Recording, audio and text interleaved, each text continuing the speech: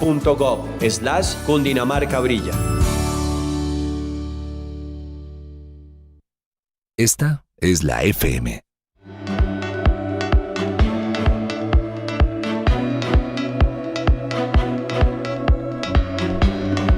Son las 7 de la mañana, 8 minutos. Saludamos a esta hora al doctor Mauricio Pava. El doctor Pava es el abogado del exministro de Hacienda, Ricardo Bonilla. Doctor Pava, gracias por estar con nosotros esta mañana. Juan, muy buenos días. A toda la mesa y a los oyentes, muy buenos días. ¿Cómo reciben ustedes en la defensa del exministro Ricardo Bonilla la decisión que fue adoptada ayer? Mire, lo primero es que el ministro, desde que renunció a su cargo, dijo que iba a afrontar la justicia como cualquier ciudadano, que iba a estar presente, y así lo ha honrado, y ha honrado una palabra que hoy no es tan común en el servicio público, de presentarse ante sus jueces y asumir con dignidad y entereza las decisiones, en este caso del tribunal. Nosotros los desacuerdos que tenemos los tramitamos jurídicamente por los recursos. Así lo hicimos el día de ayer, y los pudieron ver cuál fue la deliberación que hubo con Procuraduría y Fiscalía. Entonces lo tomamos con tranquilidad y con respeto, y los desacuerdos ya los hemos planteado por los recursos, Juan. Doctor Pava, el presidente de la República ayer hizo una defensa personal del exministro Ricardo Bonilla, y una de las cosas que decía es que pudo haber sido un hombre ingenuo. ¿Qué le pasó a Ricardo Bonilla? El profesor Ricardo Bonilla, su escenario natural eran los claustros. Fue profesor por 50 años, hoy es pensionado, y prestado por un tiempo, unos meses muy cortos, al servicio público como ministro de Hacienda. Las determinaciones y la manera como entró, digamos, y ejerció dentro de los laberintos de la política, pues ha determinado hoy una imputación por parte de la Fiscalía y la medida de aseguramiento. Luego, creo que él sigue siendo el mismo profesor y el mismo pensionado de antes, y la discusión pública y jurídica, la pública pues ya lleva un tiempo largo, la jurídica apenas comenzó el día de ayer. Doña Darcy Quinn, usted tiene pregunta. Bueno, tengo muchas preguntas, doctor Mauricio Pava, muy buenos días. Mire, estaba yo contándole aquí a don Juan que ayer, en medio de esta audiencia, uno de los abogados de la UNGRD habló de una empresa criminal. Habló de una empresa criminal dirigida desde los más altos niveles del Estado, donde a través de la ONGRD se pagaban coimas, se dirigían todo tipo de contratos, etcétera, etcétera. ¿Usted cree que, está de acuerdo con esta tesis? ¿Se estaba dirigiendo una empresa criminal desde el mismo Estado? ¿Las consecuencias y responsabilidades jurídicas no han llegado hasta donde deben llegar? Nosotros, y yo particularmente, los debates con ese detalle los doy en los tribunales y en las cortes. Así lo di y lo dimos con el equipo de defensa que me acompaña y que acompaña al profesor. Sí le digo, Darcy, que para los litigantes la presunción de inocencia es tan importante como para ustedes la libertad de expresión como periodistas.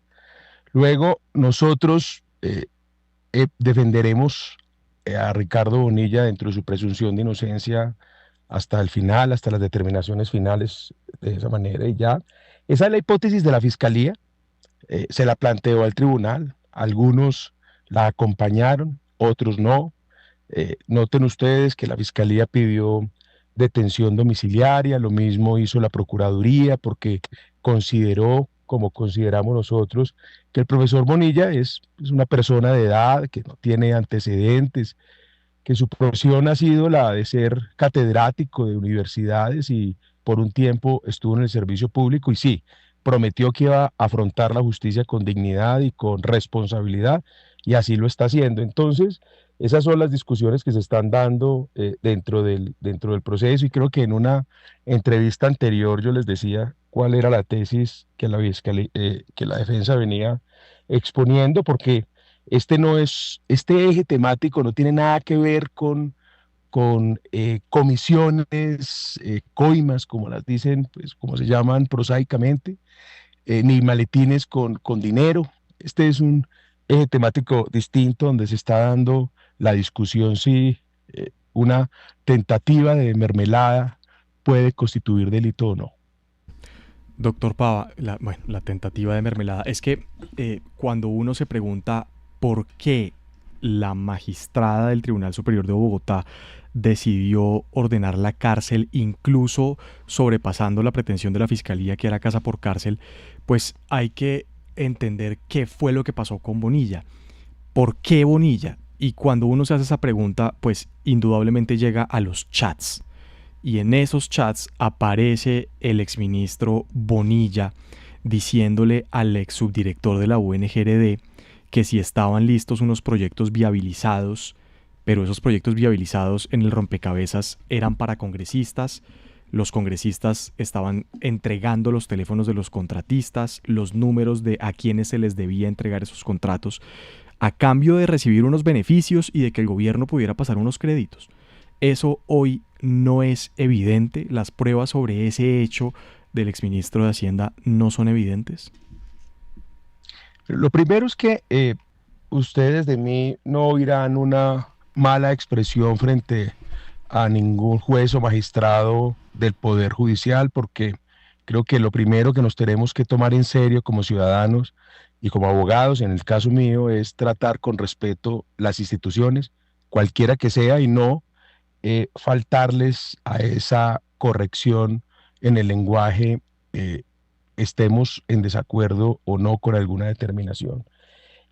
La magistrada, ella misma decía ayer que el debate de pruebas era un debate muy primario y que por eso no iba a profundizar en la controversia que los abogados dábamos sobre esos contenidos y esa documentación que usted menciona. Con esa perspectiva del proceso es que ella toma la determinación. Luego no voy a entrar en una controversia de los contenidos probatorios y demás. Lo que pasa es que la discusión de ayer es una discusión de una medida cautelar preventiva para un proceso. No es la asignación de responsabilidades ni una pena anticipada. Es considerar si procesalmente una persona puede o no fugarse, puede o no afectar una investigación o es o no un peligro para la sociedad. La Fiscalía y la Procuraduría, de hecho, por eso plantearon, cuando solicitaron detención domiciliaria, que consideraban que el profesor Bonilla no lo era. Yo incluso creo que es un hecho bastante notorio y será discutido en otros escenarios próximamente, pues dentro de las audiencias que se van celebrando y que se pueden pedir. Entonces, la discusión definitiva de responsabilidades no es algo que se haga el día de ayer. La defensa y nosotros tenemos nuestra propia lectura de esos contenidos, pero insisto, pues lo vamos a dar en los momentos que corresponden y por supuesto respetamos la decisión de la magistrada y nuestros desacuerdos ya fueron expresados en los recursos que interpusimos. Darcy Quinn. Doctor Pava, digamos, ayer desde el otro lado, desde el lado de Luis Fernando Velasco, su abogada Elena Suárez hablaba de una persecución política, de una decisión política más que todo este tema de la medida de aseguramiento. Yo sí quiero preguntarle si de pronto el hecho de que Carlos Ramón González, que César Manrique se hayan volado y no hayan respondido y no estén dando la cara, que al señor Carlos Ramón González lo vean en una fiesta en Nicaragua bailando vallenato, pudo haber influido en que la juez dijera, miren, estos señores se pueden ir del país, como lo hicieron otros, y yo sí no voy a asumir eso, que salgan videos de ellos por allá, por fuera y además de rumba. Darcy, mire, por respeto a mis colegas que defienden a cada uno de estas personas, no voy a pronunciarme Bueno, pero sobre la usted situación considera de que ellos. eso tuvo algo que ver y que fue una decisión política no darles la medida de por lo menos casa por cárcel. Para mí las razones son las que expresó la magistrada de manera pública y expresa. Hace parte del respeto a esa decisión judicial, solo discutir y considerar que esas razones expresadas por ella estemos en desacuerdo y la hemos expresado en los recursos con respeto. Ella también fue respetuosa en su argumentación. Insisto, así nosotros estemos en desacuerdo. Luego, para mí, la decisión y las razones son las que expresó la magistrada. Las otras razones, por respeto al Poder Judicial, yo no las voy a considerar porque no estuvieron allí en esos contenidos. Y mi opinión es jurídica. Yo no entro a unas opiniones de tipo político en este asunto.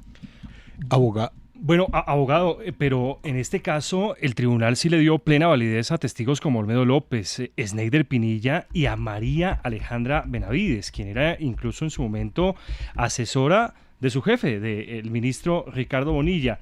Pero también la fiscal en este caso argumentó que es que si quedaran en libertad podrían seguir contactando a testigos, podrían seguir afectando el proceso. ¿Qué responder a ello? Yo respondo con las palabras del tribunal. El tribunal dijo, en este momento, esos testimonios permiten inferir, tener un inicio de señalamiento. Eso sí, una inferencia razonable, que es el estándar mínimo para poder hacer una afirmación. Eso fue lo que ella dijo, y eso es lo que está expresando en este momento la justicia. Incluso ella fue expresa en decir, todo ese debate alrededor, si se les da o no de credibilidad, va a corresponder al juicio, lo primero. Lo segundo es que Procuraduría y Fiscalía, pues, también expresaron que una detención en el lugar de domicilio era suficiente. Y mire, déjeme para terminar con este punto.